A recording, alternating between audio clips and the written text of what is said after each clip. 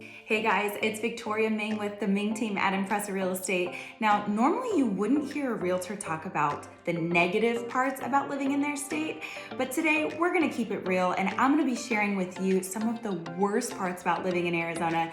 So if you've lived here for decades like me, or if you're considering moving here, this video is for you. Stay tuned.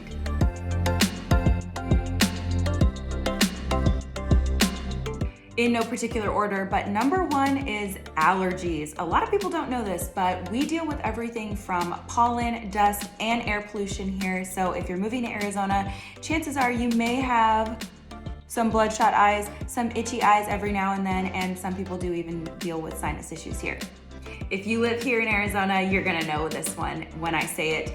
Number two is dealing with traffic, specifically on the I-10. So the I-10 is a freeway that runs all the way from California into New Mexico through Texas. And so it's a very busy freeway, but particularly in the Phoenix metro area, it hits so many different cities on your way that the traffic has just become really crazy. So if you're planning a commute of any kind, always leave early. But yeah, if you've lived in Arizona for a long time, you've seen that gradually the traffic is getting really bad on the 10. Number three is dust. We live in a state that is covered in dirt, hence the fact that it is a desert. And a lot of other states do not have to deal with all the dust. People moving to Arizona from another state usually will say that they had no idea that this state was so dusty. But yes, the haboobs are a real thing. Beware of the desert haboob and all the dust that comes with it. Speaking of desert problems, the next one is dryness. Just dryness in general. Dry skin, dry hair, dry eyes, dry mouth, dry everything. It's a desert. Number five, if you get the jitters when it comes to creepy critters, then you will definitely get the shakes when you see the scorpions and snakes. Yes, I did come up with that all on my own.